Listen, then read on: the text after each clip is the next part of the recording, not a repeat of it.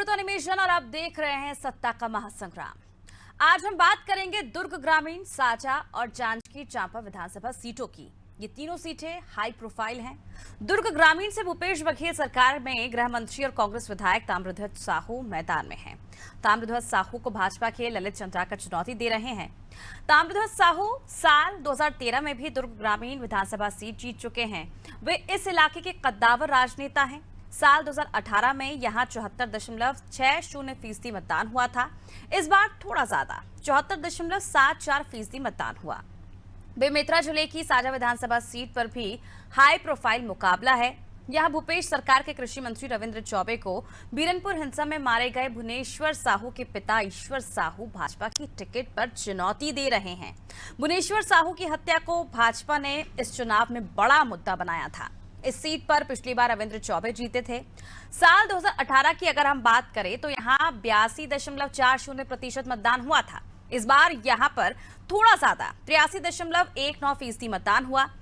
अब देखना यह है कि यहां पर भाजपा का एजेंडा कितना प्रभावी साबित होता है। जांजगीर चांपा भी हाई प्रोफाइल सीट है। यहां पर भाजपा के नेता प्रतिपक्ष नारायण चंदेल के मुकाबले कांग्रेस ने व्यास नारायण कश्यप को टिकट दिया है। पिछले चुनाव में यहां पर नारायण चंदेल चुनाव जीते। पिछली बार इस सीट पर 72.41% मतदान हुआ था, लेकिन इस बार 75.11% मतदान हुआ है, जो कि पिछली बार से लगभग 2.5% ज्यादा है। इन तीनों विधानसभा सीटों पर आम आदमी पार्टी सहित अन्य छोटे दलों ने भी अपने प्रत्याशी खड़े किए हैं, इसलिए वोट कटने का खतरा है और इसका असर परिणाम पर पड़ सकता है। देखते हैं ना, 3 दिसंबर वो भी रहेंगे, हम भी रहेंगे।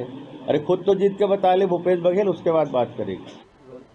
मुख्यमंत्री भूपेश बघेल जी पाटन से, गृह मंत्री ताम्रध्वज साहू जी दुर्ग से और मंत्री रविंद्र चौबे जी साजा से ऐतिहासिक मतों के अंतर के साथ जीत दर्ज कराएंगे।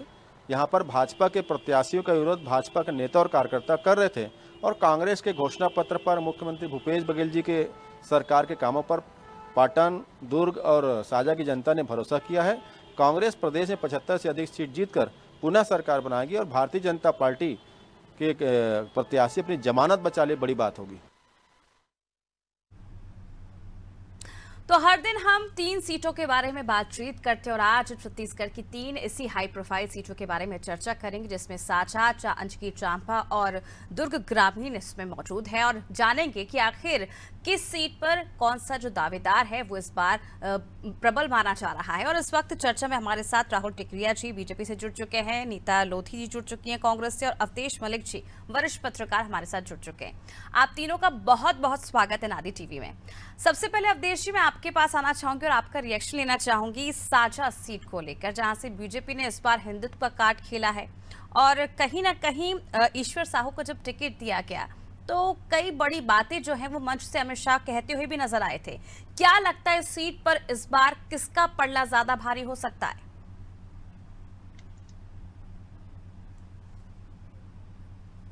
जी अवधेश जी, क्या मेरी आवाज आप तक पहुंच पा रही है? अच्छा, मेरा सवाल मुझसे है। जी जी, देखिए, साजा का जो ग्राउंड सिचुएशन है वो पिछले इलेक्शंस की तुलना में इस इलेक्शंस में थोड़ा टिल्ट है। कहने का मतलब पोलराइजेशन वहां पर दिखा है।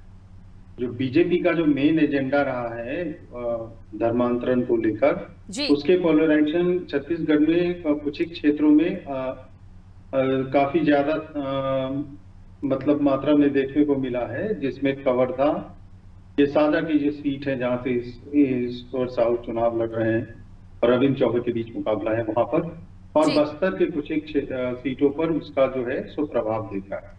तो डेफिनेटली जो है सो कि इस पूरे जो इलेक्शंस हैं, साजा का इलेक्शन, उसमें जो है सो ये पोलराइजेशन कुछ हद तक काम कर सकता है, लेकिन उससे भी ज्यादा जो है सो जो फैक्टर काम कर रहा है वहां पर वो जाति को लेकर जो पोलराइजेशन है।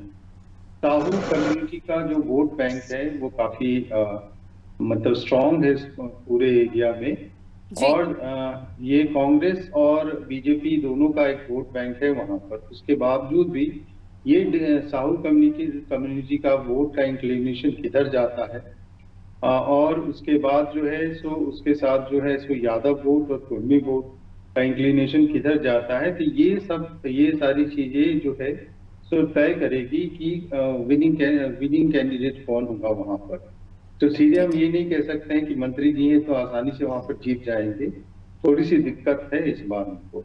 ठीक है, नीता जी आपके पास आना चाहूंगी। अगर बीरनपुर हिंसा की अगर हम बात करें तो कहीं ना कहीं सीट पर उसका असर साफ तौर पर देखा जा सकता है, और उस हिंसा के बाद काफी ज्यादा कांग्रेस के खिलाफ वहां पर माहौल भी देखने को मिला था, और जब 8 आरोपियों को रिहा कर दिया गया उसके बाद कई तरह के सवाल भी उठाए गए थे। जी नमस्कार। आज पूर्णिमा गुरु नानक जयंती की बहुत सारी आप लोगों को शुभकामनाएं।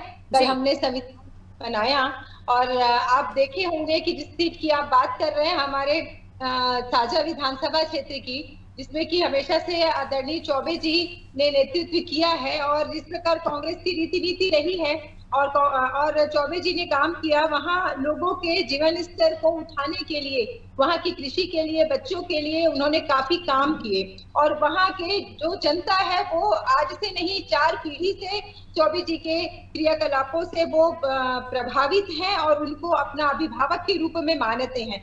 आपने देखा होगा कि आदरणीय भूपेश बघेल जी की कांग्रेस की सरकार जब 2018 में आई तो उसके बाद से लगातार, चाहे वो किसानों की ऋण माफी की बात हो, चाहे राजीव गांधी किसान न्याय योजना की बात हो, चाहे महिलाओं को आगे लाने की बात हो, साझा जैसे क्षेत्र में कृषि महाविद्यालय की बात हो, आपने देखा होगा कि वहां धान के जो सोसाइटी केंद्र है धान खरीदी के, वो 40 नए बनाए गए। आपने स्कूल देखे, आत्मानंद स्कूल 10 नए स्कूल बनाए गए, 4 महाविद्यालय वहां पे आदरणीय चौबे जी ने खोला। आपने देखा होगा उन्नत कृषि के लिए जो हमारे यहाँ नरवा गरवा गुरवाबारी के तहत काम हुआ, उसमें नहर लाइनिंग का काम 300 करोड़ रुपए से भी अधिक लाइनिंग का काम हुआ, जिसमें आप देखेंगे कई हजारों एकड़ खेत वहां प्रभावित होंगे और किसानों को लाभ मिल पाएगा। आप मंडी बोर्ड देखिएगा, वहां जाके कितने विकास कार्य हुए हैं। 5 नगर पंचायत है, वहाँ कामों में अधिकता आई गई है। आप अस्पताल की स्थिति देखेंगे तो साझा नीता जी मैंने आपसे बीरनपुर हिंसा का जिक्र किया, आपने इतनी योजनाएं गिनवा दी, लेकिन इसका जिक्र आपने कहीं नहीं किया। आपने किसानों की बात की, लेकिन एक मजदूर के सामने एक मजबूत दावेदार सामने खड़ा है, आपने इसका जिक्र कहीं नहीं किया। मेरी बात अभी खत्म नहीं हुई मैडम, मैं उस बात पे भी आती हूँ जी। कांग्रेस ने जितने काम 5 साल में किए हैं वहां पे इतनी बार काम किया है, और 7 बार वहां आदरणीय चौबे जी विधायक रह चुके, ये 8वीं बार का होगा। और आपने देखा होगा केवल भारतीय जनता पार्टी, और जिस प्रकार भारतीय जनता पार्टी के लोग और प्रधानमंत्री जैसे लोग यहाँ आकर ये बात करते हैं, जातिवाद फैलाने का बात करते हैं, पर छत्तीसगढ़ की जनता जानती है ये धर्म और राजनीति पे बांटने वाले लोगों को देखना ये एक ऐसा सबक सिखाएगी कि चौबे जी बहुत बहुमत के वोटों से जीतेंगे, और केवल यहाँ गांव का बच्चा ये जान चुका है कि कैसे धर्म के नाम पे लोगों को तोड़ने का प्रयास करा जा रहा है। ये भारतीय के लोग जो पहले केवल हिंदू मुस्लिम करते थे, आज पिछड़े वर्ग की ओर आंच लगा के देख लीजिए। आप मणिपुर की घटना, हमारे गांव का बच्चा भी जानता है कि किस प्रकार दो जातों में आपस में लड़वा के कैसे धू करके हमारा 2.5 महीने मणिपुर जलता रहा। प्रधानमंत्री को इसमें बोलने का अवसर नहीं मिला, पर यहाँ आकर हमारे जिले में आप जा रही है, लेकिन आप छत्तीसगढ़ में रहकर बीरनपुर की बात नहीं कर पा रही हैं। बिल्कुल बीरनपुर की बात कर रही हूँ मैं बीरनपुर की बात कर ही नहीं रही हैं, आप सीधे मणिपुर पहुंच गई हैं। क्यों अगर प्रधानमंत्री आके हमारे जिले में आग लगाते हैं, हमारे जिले में बोल के जाते हैं, धर्म के नाम पे बोल के जाते हैं, और भारतीय जनता पार्टी जैसे लोग जाति के नाम पर वोट मांगने की सीधा सा सवाल है, क्या आपको ऐसा नहीं लगता कि सरकार छत्तीसगढ़ की समाज को सुरक्षा देने में विफल? आप योजनाएं गिनवा रही हैं, क्या आपको ऐसा नहीं लगता बीरनपुर हिंसा ने कहीं ना कहीं सारी योजनाओं पे पानी फेर दिया? 3 तारीख दूर नहीं है, 3 तारीख को जब बैलेट खुलेगा तो आप देखिएगा कि किस प्रकार से विकास के नाम पर, किस प्रकार से लोग शांति के नाम पे वोट देते हैं, अपने भविष्य के बच्चों के नाम पे वोट देते हैं, और भारतीय जनता पार्टी के जुमलेबाजी की सरकार, जिसकी मोदी की गारंटी की बात है, जिसकी कोई गारंटी नहीं है, उसकी बातों को कोई नहीं मानता। आप देखेंगे भारतीय जनता पार्टी में खुद फूट पड़ी है, वहां पे लोग कोई बर्दाश्त। चलिए अवधेश जी, मैं आपके पास वापस लौटना चाहूंगी। नीता जी से मैंने 2-3 सवाल करे, और इनकी बात से आप कितना संतुष्ट हैं? ये कामों पे भरोसा करेंगे और अपना नेता।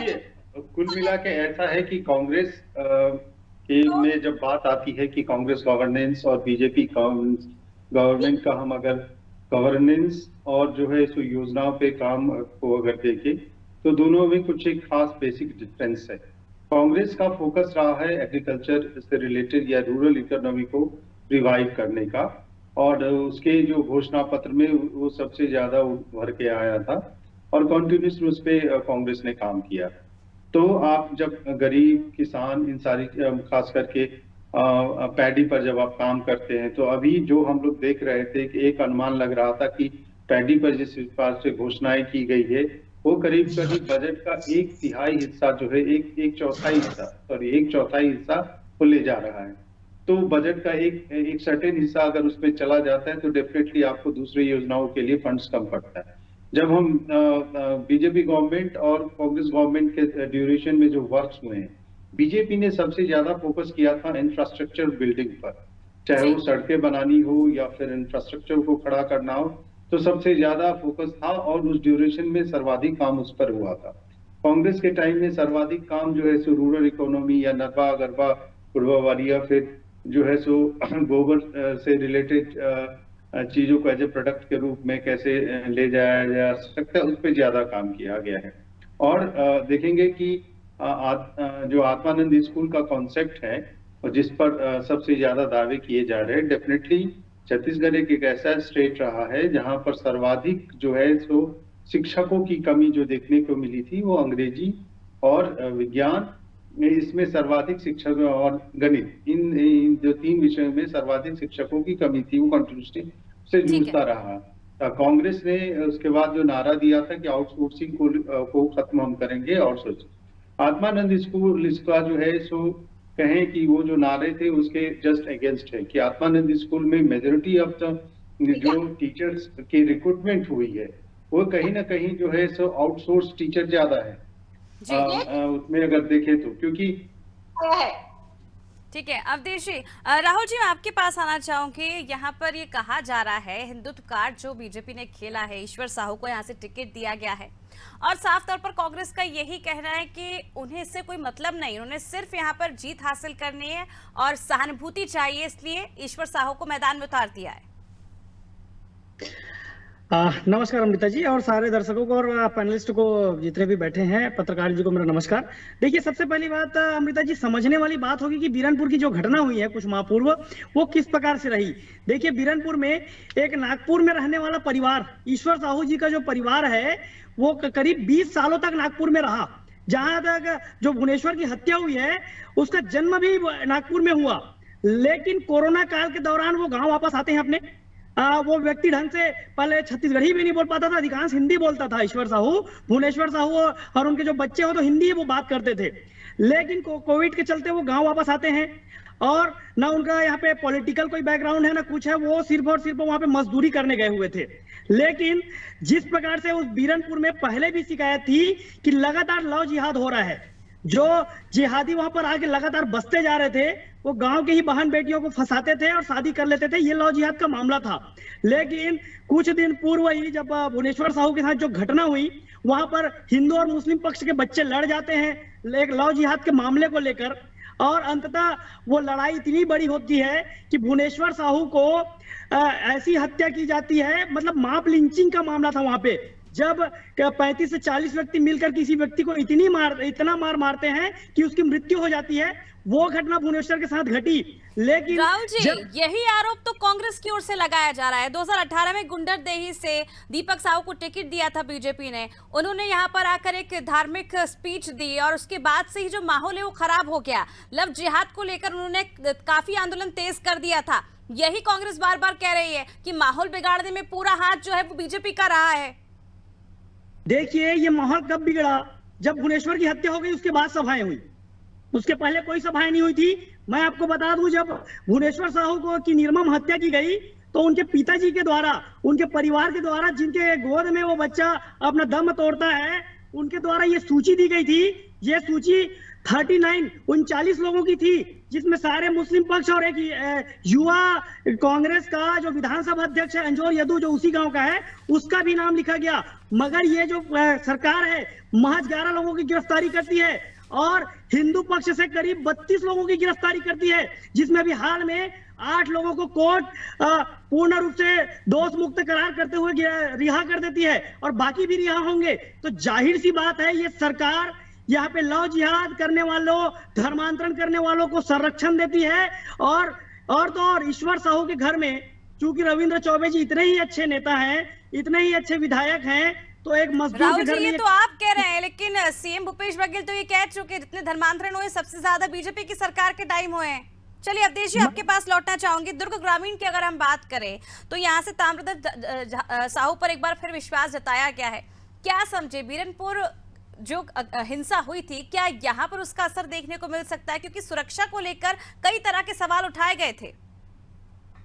देखिए, ताम्रध्वज साहू के क्षेत्र में जो है सो बीरनपुर हिंसा का कितना प्रभाव पड़ेगा ये तो मैं नहीं कह सकता फिलहाल, और ये कोई भी व्यक्ति उसका आकलन नहीं बता सकता आपको। लेकिन ये है कि हम ये बिल्कुल नहीं कह सकते हैं कि प्रभाव नहीं पड़ेगा। दूसरी बात, उनके क्षेत्र में लगातार लॉ एंड ऑर्डर की जो है सो क्वेश्चंस विपक्ष लगातार उठाते रहा है। कई ब्लाइंड मर्डर्स उस क्षेत्र में हुए हैं और उसको लेके काफी विरोध भी देखने को मिला है। इसके अलावा वो जो क्षेत्र है बेसिकली उसमें 3-4 लाइंस पे जो है करीब वोट का इंक्लिनेशन होता है। एक जो कास्ट लाइंस है कि कौन व्यक्ति खड़ा हो रहा है, तो जाहिर सी बात है ताम्रध्वज साहू उस क्षेत्र से खड़े हैं, उनका एक साहू कम्युनिटी में एक अच्छी पैठ है।